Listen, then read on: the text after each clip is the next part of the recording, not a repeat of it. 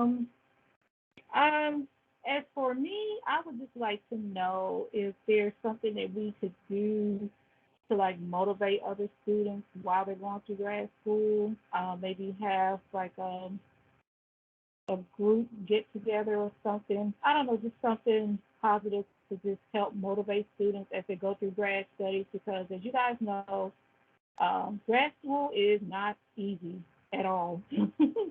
And just to have something, I guess, to I guess come together to just motivate each other to keep going. Don't quit. You're doing great. Kind of a morale booster or something like that. I don't know. It's just an idea. Yeah, no, that's a really great point. We were actually like trying to think about, a great way to kind of gather everyone together.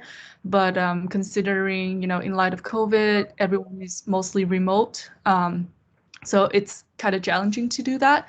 However, that is a great suggestion, and we would love to think about it like as like a I don't know, maybe a session sometime next semester, where people can just talk and you know motivate each other. But yes, thank you, Sophie, for your suggestion. Thank you. I think Philip say something. Hold on, sorry, I am looking at my phone and my laptop at the same time. Yes, go ahead. Can y'all hear me? Yes, we can. Okay, so I was gonna say the one thing that I've noticed, like, okay, the modes of teaching for grad school are so substantially different. But one thing that has helped me in regards to what she was saying, my professors always recommended me to go into the field and actually do like volunteer work. And it kind of keeps you motivated and on path for what you want to do rather than because a lot of stuff in like I'm in the MAT program and it's very heavy into like research on educational policy, but it's like really unmotivating to some people that are more into the side of just wanting to teach. So it's like going into the field, doing some kind of work in the schools actually really helps. Yeah, I can totally speak to that. Speaking from an experience of like a very like kind of introvert person, I've never actually, joined any on-campus event or like anything to embark on my journey of grad school. But like really do being a member or like an executive member of the AGS really helped me engage with everyone, know everyone in grad school, and that way it helps me survive through grad school. But yes, that is a really good point. Yeah, so just taking initiative, being out there, and connecting people. Is there any other comments on it? Other thoughts? So I'll have one more question. I'm sorry. I was wondering, how do you, if I was wanting to go into a PhD, for example, when is it like, I don't know how to explain it, like, how would you know that that is right for you? Are you asking for my advice or just what I think I'm just about in general? Just kind of like in general, because it's like I've getting mixed feelings even from my professors about like why should you really pursue a PhD? And I'm Yeah. just like, I don't really know at this point. I'm just kind of Yeah, absolutely. I can totally answer to that. And then Emily, Sarah, Bella, or anyone that you guys have any great suggestion, like feel free to speak up. But I just want to start up saying that it depends on the your future career. If your future career really, requires you to have a PhD or need you to have a PhD to, be able to work in that environment, then yes, you need to get your PhD. Another factor is that whether you have a commitment to it, considering getting a PhD requires you to stay in school for 5 or 6 more years.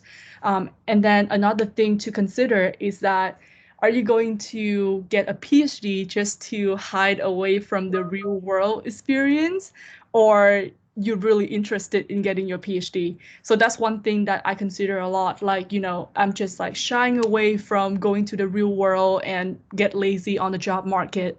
Um, but then again, it really depends on a lot of things. But those three are the three factors that really, affect my decision in going to PhD or not. Anyone else has any other opinions? Yeah, just going off of what Christy had mentioned, I think it really just depends on what you're interested in and where you want to be at in your career. So I know my mom, she's a teacher. And so I know with her, if she were to go back and get her PhD, she, would be in kind of more of a leadership role, possibly being a principal or a superintendent in that school, or possibly a college professor. And so I think it really just depends on what your career goals are. For me personally, I would probably work for a few years and kind of figure out, okay, do I want more? Do I want to achieve more? Do I want to go and get that PhD? Or if I'm just satisfied in, the phase that I'm in, and, I'm fine with going on with my career and being able to still feel as if I'm being successful without that PhD. And so that's just my little advice.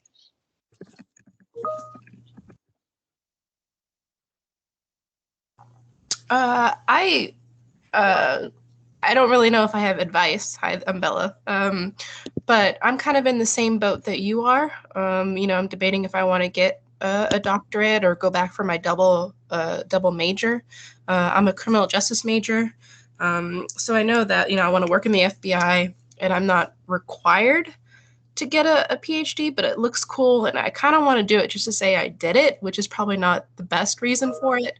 But I also know that after, I work in the FBI and stuff like that, I think I also want to retire as a professor, which is something that you would probably need a PhD for.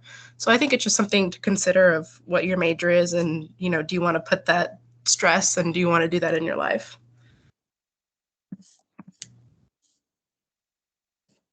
Awesome. Thank you so much. I hope that answered your question, Philip. But like I said, it's, a lot to consider, but on always your interest on top of everything else, whether it's something it's going to stress you out, like Bella said, or something that really helps you in your future career, like Sarah mentioned. It really depends on a lot of things, but all it comes down to is what you really think you can go with that PhD. So yes. Okay. Anyone else have any comments or any thing that you would like to share? If not, we will. Sorry, reading the chat box right now. Yep. Yeah, totally. PhD is very heavily on research. So yes, consider that as well. A lot of commitment, a lot of stress going to can take a really heavy toll on you. So yeah. Okay. Let's move on to our leadership development workshop. Sarah will be presenting and I will be the supporter. So go ahead, Sarah, you can kick it off. Okay, awesome. Thank you, Christy. See if I can share my screen with you guys.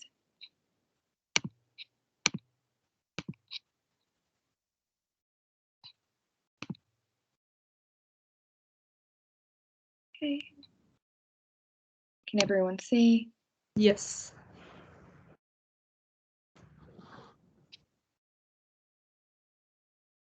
It's loading right now.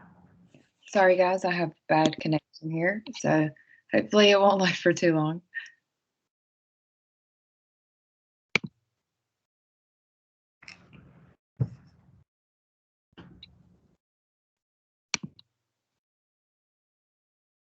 Awesome. So today we'll be going over leadership development and how to lead and be led.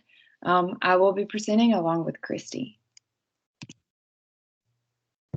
Okay, so our outline, I'll kind of go over the definition of what leadership is, and also the importance of being a good leader, how that affects not only, the actual leader, but the team that's being led. I'll be going over the skills and qualities of a leader and effective leadership styles. Christy will also be going over the golden circle, which is a diagram, and then I will be taking over again, just going over being, ways of being a good employee. That's equally as important as having those qualities and skills of being a leader. And then Christy will be going over some of the resources to where you can develop these skills and qualities, and then we will have a discussion afterwards. Okay, so what is a leader? So leadership is the art of motivating a group of people to act towards achieving a common goal to meet needs. So every team will always have a leader. There will always be someone that is, kind of in charge of the team, especially in the workplace, you'll always have someone that's over you, that their whole mission is to motivate their group and get the most productivity out of their team or their group to benefit the company and also benefit the team members. So a leader will create a vision. So this vision, it should be inspiring and future oriented. It is something that the team, including the leader, should be working towards. So it could just be anything what the company is wanting, or as a teacher, maybe you're wanting to see your kids succeed and reach those test scores that they're supposed to be. So as a teacher, you are creating that vision for your students, or as a manager, you're creating that vision for your team. And then also, leaders are in charge of motivating people to engage in that vision. So they're wanting to encourage their team members to be able to achieve that vision, and by doing this in a healthy way. They manage the delivery of the vision, and they also coach and build a team who will work together to achieve that vision. So leaders should all have these skills required to achieve all this, to create the vision, to motivate people, and to manage the delivery of the vision, and be able to coach and build a team. So the importance of being a good leader. So having a good leader helps achieve the overall vision of the company or team, and also creates a healthy and positive work environment. So you can have a leader that is working towards achieving that overall vision for that company or the team, but you also have to include having someone that brings a healthy and positive work environment, because no one wants to go to work every single day and not be a part of that, being in an unhealthy work environment where you just really absolutely hate going to work every single day. So a good leader will initiate work, they'll motivate, they'll guide, create confidence in their team, build morale, and create team culture. So the importance of all these is, you also want to have a healthy work environment, and you're also wanting to be able to, feel like you're a part of it, not just, okay, my manager, is telling me this and I have to do it and they're going to get the credit for it. So being a good leader will allow all their team, to work effectively, and you'll feel motivated doing the things that you go to work every single day to do, and you'll be confident in that work with a good leader. So what makes a transformational leader? Honest and integrity. So a leader must be transparent and open. They need to have good work ethic and follow through on promises made. You don't want to have a leader that tells you one thing, and then at the end of the day, that that's not going to happen. They need to follow through with all of their promises, and they need to be completely transparent and open with their teammates and people that they're leading. So some leaders may be doing this. Being transparent and open doesn't necessarily mean telling your teammates and your team members, okay, well, this is really bad, and being negative towards that. But there are times where you do have to, say kind of more negative things to be able to get that productivity out of your team members. So you have to be transparent. If someone is not doing a good work, you don't want to say, oh yeah, you're doing great, even though they're not, because that's going to continue doing that bad work. But they need to know that you're still there. You're still wanting to motivate them, even if they're not doing as well as a leader feels like they need to be doing. So a leader provides solutions. They avoid finger pointing, and they collect data on any issue. They delegate work to team member strengths and help create a positive workplace, and ensures tasks are getting completed. So with avoid finger pointing, this is one of the things that I've personally seen with someone that was a leader to me. As a leader, of course, if someone else makes a mistake, that is their mistake. But as a leader, you're also supposed to take credit for it, because you're the one leading them. You're the one that's supposed to also take, that credit. Oh, okay, well, they did this because maybe I, made them feel like they needed to do that, or they needed to act in that bad behavior. So you also, as a leader, need to take that credit, and then work with whoever that is that's doing something wrong, and work with them and allow them to know, okay, this wasn't okay. We need to work through this, and figure out what the actual leader needs to do to prevent behavior like that continuing. With any kind of issue, they need to collect data. So with this, if there's issues between two employees, you need to know every single situation so you can get down to the bottom of it. You don't need to just take one person's viewpoint. You also need to include the other person and people that were observing this issue. Delegate work to members' strengths. So as a leader, this is very important to know, some of your employees' strengths and weaknesses, and kind of delegate those tasks towards them to know, okay, this is how I'm going to get the most productivity out of them because this is their strength. This is what they're good at. And then helps create a positive workplace and ensures tasks are getting completed. And then communicate. This is the most important aspect of being a leader. You need to have that communication. If someone's doing something incorrectly, that needs to be communicated. But also, if they're doing something correct, you need to also encourage them and let them know that they're doing a great job. With any aspect, communication is super important because even though you're the leader, your employees or your team members also need to know what's going on so they're able to work effectively. Collaborate and promote teamwork. So teams will work more cohesively towards the vision. So instead of just saying, okay, well, I'm the leader, I'm going to take most of the responsibility, or you're the employees, you take most of the responsibility because I'm the leader. You need to collaborate with your team and work because they're going to be even more motivated to work towards that vision and be able to do it effectively. And then drive the results. So give your employees accountability. All decisions should be well thought out. So the accountability, if someone is doing a great job, they need to get that credit because it was their work. Even though you're the leader, you also need to allow them to have that. And, if they make a flaw, they need to have that accountability to be able to say, like, okay, I made that flaw. I shouldn't have done that. And then all decisions should be well thought out. So as a leader, you shouldn't be able to just, come up with an idea and then run with it. You need to consider all aspects of this, how it's going to affect your team, how it's going to affect the vision, and how it's going to affect the company that you're working with. Okay, some effective leadership styles. Democratic, which is the leader makes decisions based on the input of each team member. So the leader is, of course, in charge of this, but they also get the input of other team members. So it's more of a teamwork rather than someone that's just saying, okay, this is how it's going to be because I'm the leader and this is what I want it. You get all members' input on that so you can make it more into a teamwork situation. Strategic leadership style is in between the company's main operations and its growth opportunities. So this accepts the burden of executive interest while ensuring current working conditions remain stable for everyone. And then coach style. Leaders focus on identifying and nurturing the individual strength of each member of the team, and it also focuses on the strategies which will enable the team to work better together. So this is delegating tasks to people that you know their strengths and you know what they're capable of, even if they don't know what they're capable of.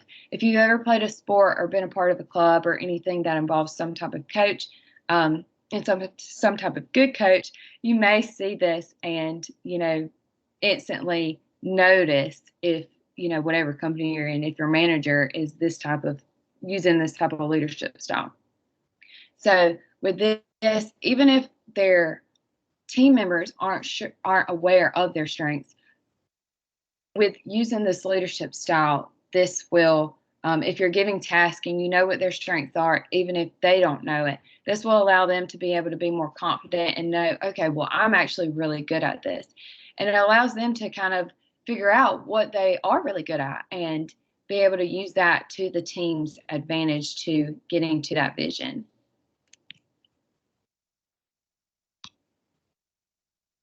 Okay, Christy, I'm about to give you control. Let's see.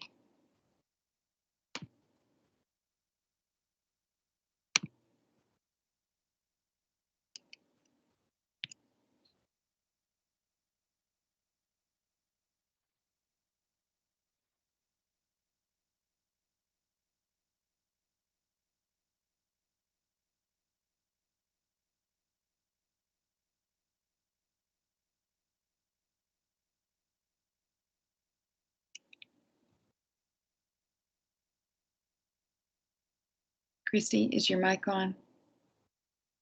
Oh my God. I'm so sorry. Okay. Oh my God, that was like 2 minutes wasted. Okay. Hi everyone. So I am going to help Sarah, I mean not help, but support Sarah on this leadership development workshop by presenting about the Golden Circle. So the Golden Circle is a circle developed by Simon Sinek. He's a presenter at TED Talk and author with like so many best-selling books for the past decades. And the importance of having a golden circle is knowing what, knowing how, and knowing why you are becoming a leader. So the main reason why you see the why is highlighted in yellow is because it is the most important part, and many leaders tend to overlook it. So imagine you're in an organization and you only know what your company do, right? You just follow what the leaders say or tell you or delegate a task, and you have to follow the rules. And then they show you, they train you onto how to do that. But then you keep doing that repetitive task. Will you get bored of it? My answer personally will be yes. Sorry, I got distracted by that chat box. It's Simon Sinek. I will type it in the chat box right now for you. Okay. So going back to my answer, being bored at that kind of organization is yes, doing a repetitive kind of task every single day. I will yes get sick of it. My commitment to that job will be lowered, and I don't see my any progress as I stay with that organization.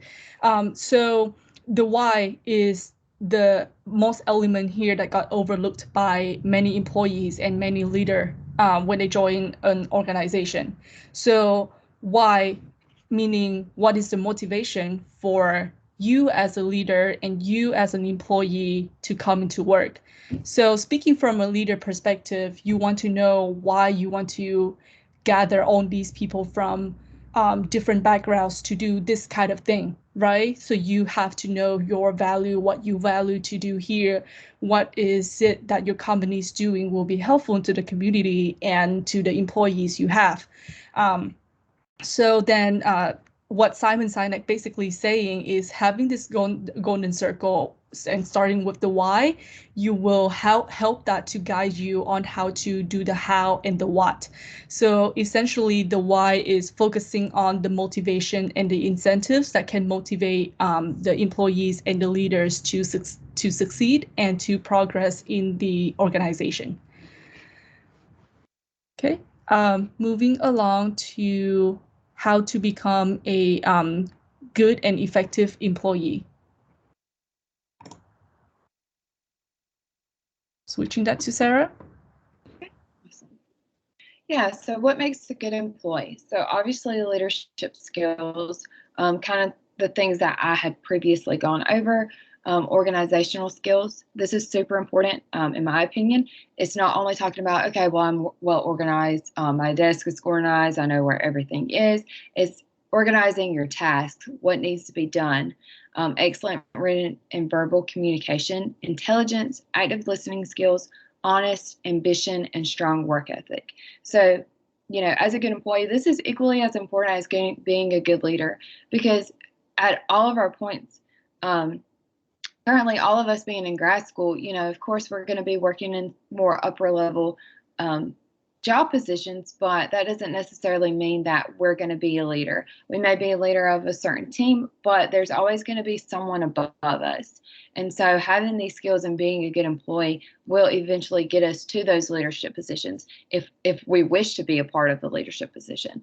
And so having those excellent written and verbal communication will definitely be effective with getting points across and people understanding where you're coming from. Having that intelligence, not necessarily just, strictly, okay, well, I know so much, but being able to read a room and having that emotional intelligence is going to be beneficial. Having those active listening skills, that's super important in my opinion, because, to be able to do your tasks effectively, you have to understand what your task really is, and being able to listen rather than asking continuously, okay, what do I need to do? What's the next step? How important is this? Going ahead and listening and knowing that beforehand, so you're not continuously asking those questions and really figuring out what you need to do. And then being honest, ambitious, and have a strong work ethic. I feel like we all know that having a strong work ethic is beneficial. We don't, no one wants to have someone that's just lazy and not really doing their part.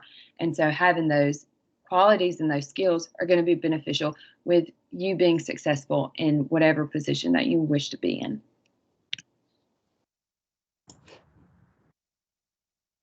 So we are going forward out with our resources to develop your leadership development, your leadership capabilities. So I want to point out that every skill is obtainable, whether it's through an online course or a training session that you're in, or essentially this workshop. So there are some helpful resources that can be helpful to you. There are Coursera, LinkedIn Learning. They have some really good courses in LinkedIn Learning. I actually finished 2 of them. It's the Critical Thinking for Better Judgment and Decision Making, and then Communicating in the Language of Leadership. Those 2 courses had really helped me to kind of hone on in the basic leadership capabilities. And then we also have a Skillsoft or Percipio courses through VSU. You can find that in your VSU portal. And then we also have a Society for Human Resources Management, or SHRM. We have a VSU SHRM community here on campus, where you can kind of come in, connect to people, and talk about leadership and other human resources management topic related.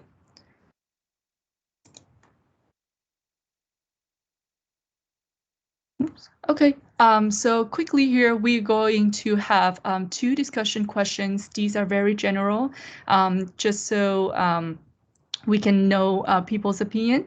Number 1 is, what is your one big win or major success for this month that you're very proud of? You can unmute your mic, speak up anytime, or type in the chat box.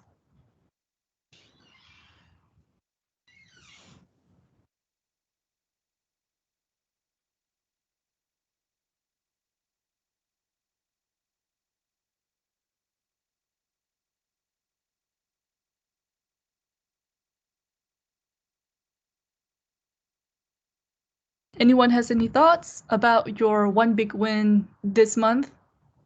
I would say, oh, I'm sorry. Oh my God, is it Philip? Yes. Okay. Okay, Philip, continue. I would say one of my biggest things that I probably accomplished at this point is like my writing skills and my research skills. I'm in a class with Dr. Aronson and for the modern language department, and let me tell you, that has really tested me for real. But I feel very accomplished because and now I feel like all my papers are extremely strong, and before it was like kind of like a roundabout. So like I don't know. Yeah, no, that's amazing. You learned something new this month or this week. That's really great. Thank you for sharing. Anyone else has any comments? Ooh, okay, following up on what Philip said, I was able to write a 3-page academic research-based paper in one sitting for 2 hours. It used to take me longer than that. So very happy about how efficient I'm getting and how easy it's just been, because it's all relative now. That's amazing. That's kind of relates to what I'm doing every day when I try to finish my homework. I work better under pressure. So when it comes closer to the end of the semester or the deadline, then yes, that's where I need to get efficient and sit down for like an hour or 2 try to finish everything. But yeah. Anyone else has any comments? Well, I have a huge one. I've been wanting to be an academic advisor for a long time, and finally the door opened up, and I started my new position as an academic advisor at the College of Nursing and Health Sciences, and I'm super excited about that. That's a huge milestone. So I just want to share. That's huge. Congratulations. So excited for you. Thank you. Anybody else has any comments or any thoughts?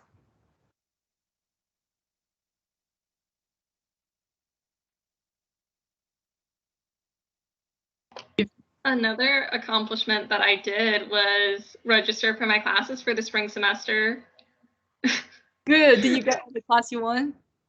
Yes, I was on the waiting list and I was like number 4. And the next weekend I got into the class. So major, Good. major accomplishment for me. So yay. Hey, a major accomplishment that I underwent is I went to therapy the first time. It was great. That's awesome. That is so awesome. You really need to tell me your experience about it if we have a time to talk offline, because I really need therapy. Anyone else?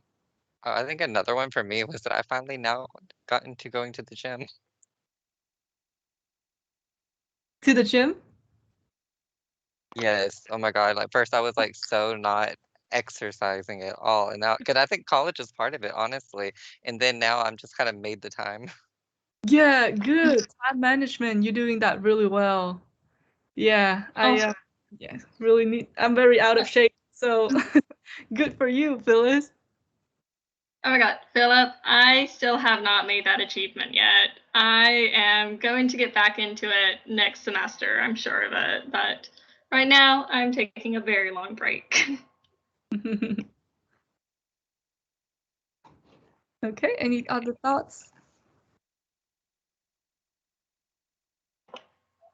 So there is some comments in the chat. Oh. You haven't seen them. And then Jessica, I think creating a healthy lifestyle and managing schoolwork, it's all about taking it day by day and building those healthy habits.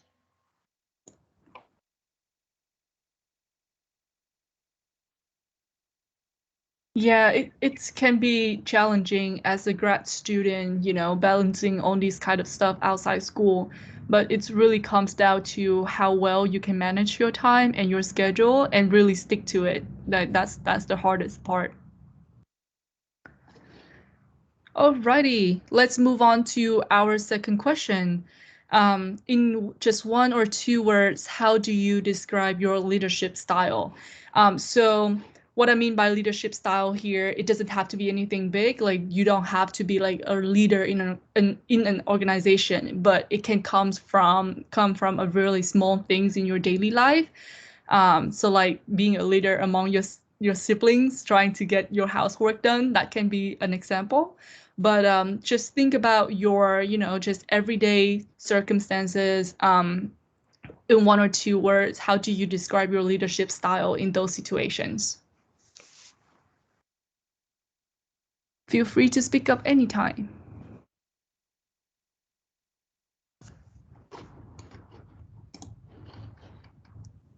Yeah, listener and motivator.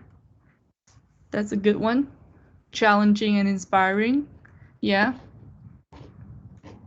Anyone else? Yeah, collaborative. Yep, that is super important, being able to work in group, right? Like you wouldn't want to work with someone who is not that cooperative or like collaborative or always disagreeable. So yes, that's a good point. Supportive coordinator. Observer and dictator. You are on like the 2 different polar of that spectrum. So I don't know how I think about it. And I don't know if I would want to work with you. Oh, okay. Sibling. Yeah, yeah. Yeah. Totally relatable. Anybody else?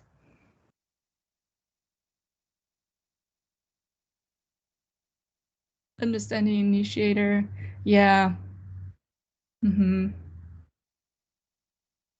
Another thing that I think is like important to have is like being patient. I know I am a very impatient person personally, so I think if anyone has that patience in their, personality, that's really great. Anyone else?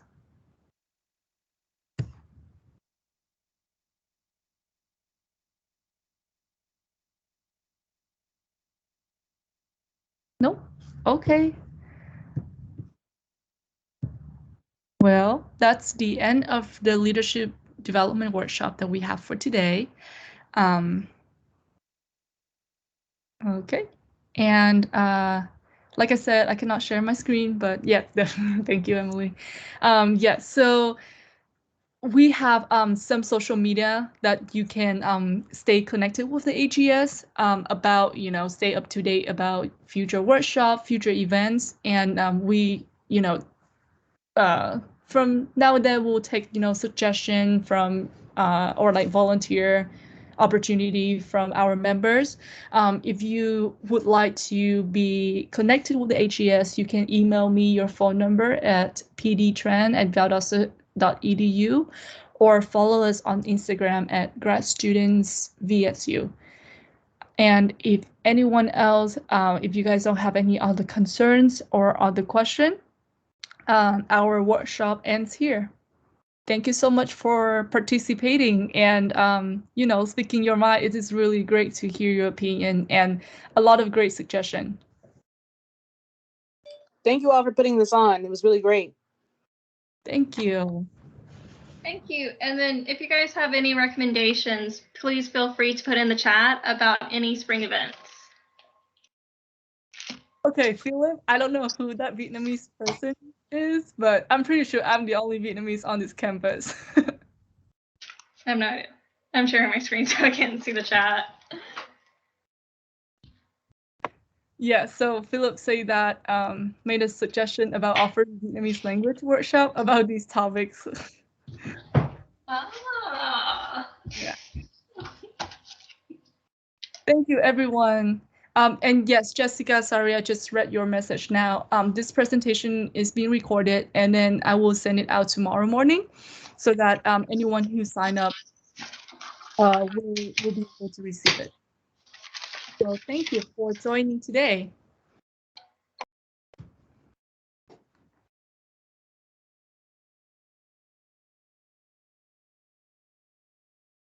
Thank you. Bye, everybody.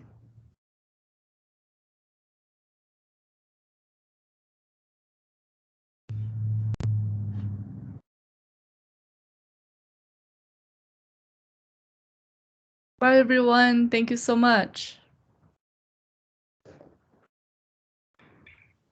Bye, Chrissy. Thanks for everything. Of course. Thank you so much.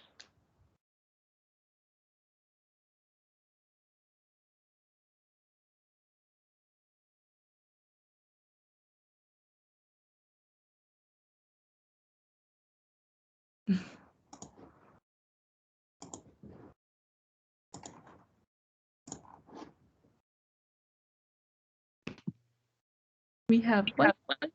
On the